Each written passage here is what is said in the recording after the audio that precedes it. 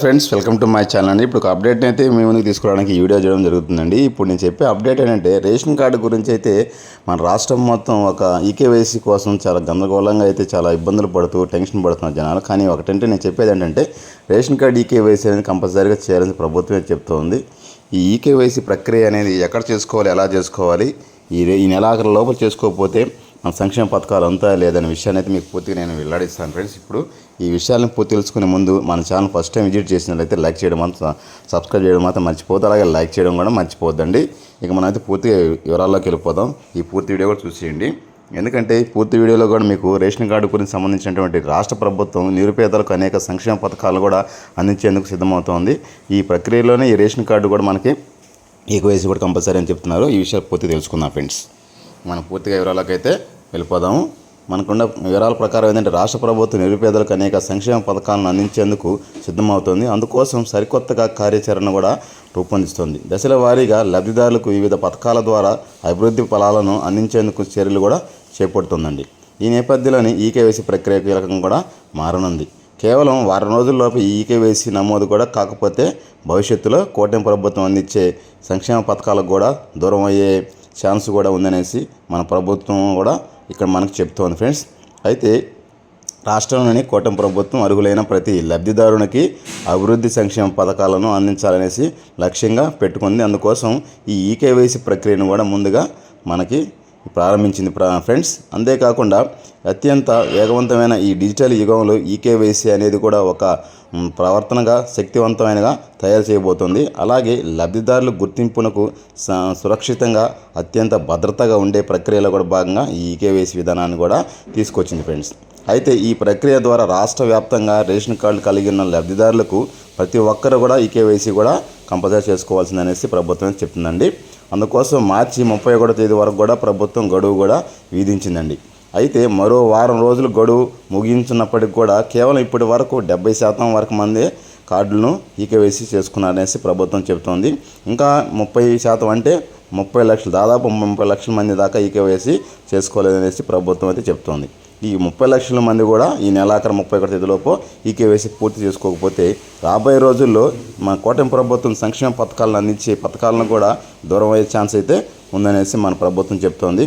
అయితే కొన్ని జిల్లాల సాంకేతిక సమస్యల వల్ల ఎదురవుతుండడం వల్ల కొన్ని దగ్గరలో ఈ ఈకేవైసీ అనేది దూరం అయింది. కాబట్టి కొందరు ఈ ఈకేవైసీని మీరు దగ్గరుండి కూడా చేసుకోవాలనేసి ప్రభుత్వం అధికారులు కూడా చెప్తున్నారు. కానీ ఈ ఈకేవైసీ అనేది ఎక్కడ చేస్తారనే విషయానికి కూడా నేను ఇప్పుడు మీకు చెప్తాను. ఈకేవైసీ అనేది మీ సచివాలయం దగ్గర యూఆర్ఓ దగ్గరికి ఇచ్చారు అలాగే డిజిటల్ అసిస్టెంట్ అయినా దగ్గరైనా చేసుకోవచ్చు.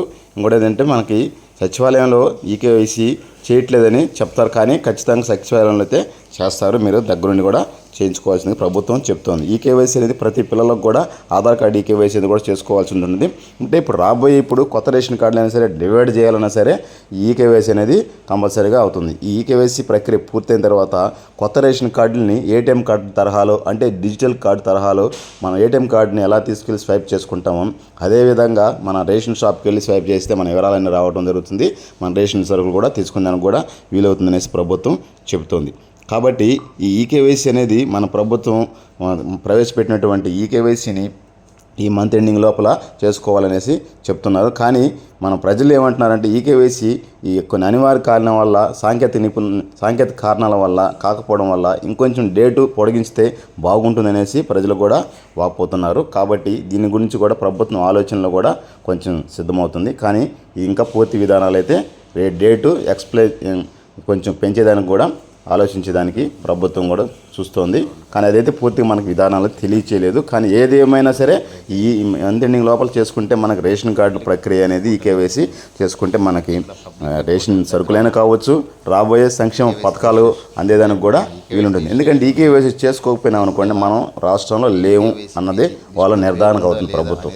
కాబట్టి మీరు ఈకేవైసీ ప్రక్రియ అనేది పూర్తి చేసుకుంటే మీకు రాబోయే రోజుల్లో అమ్మఒడైనా సరే, అలాగే నా తల్లికి వందనం సరే, ఇంకా ఏ పథకాలు పడాలన్నా కూడా రాబోయే రోజుల్లో మనం ఖచ్చితంగా ఈకేవైసీ రేషన్ కార్డు కంపల్సరీ. కాబట్టి ఈకేవైసీ చేసుకోవాల్సిందిగా ప్రభుత్వం చెప్తోంది. అయితే ఈకేవైసీ అనేది మీ సచివాలయంకి వెళ్ళి కంపల్సరీగా చేసుకోండి. యూఆర్ఓ దగ్గర లాగిన్ ఇచ్చినారు, డిజిటల్ దగ్గర ఇచ్చినారు. అలాగే మనకి సెక్రటరీని కూడా మీరు అడిగి ఎందుకైనా సచివాలయంకి వెళ్తే పూర్తి వివరాలు వాళ్ళు తెలియజేస్తారు.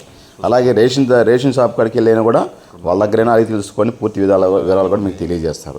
ఇంకొక విషయం కూడా ఏంటంటే మన కొత్త రేషన్ కార్డుల విషయానికి వస్తే కూడా ఇప్పుడు కొత్త రేషన్ కార్డులు కూడా త్వరలో ఇస్తాము అనేసి మన మంత్రి నాదెళ్ల మనోహర్ గారు చెప్పడం జరిగింది. కాబట్టి ఈ కొత్త రేషన్ కార్డులను కూడా వచ్చే నెల ప్రారంభించడానికి ప్రభుత్వం సిద్ధమవుతుంది. కాబట్టి ఈకేవైసీ అనేది కూడా ముందుగా ప్రారంభించింది. ఇదే విధంగా అన్ని రాష్ట్రాల్లో కూడా ఈకేవైసీ ప్రక్రియ కూడా జరుగుతుంది ఫ్రెండ్స్.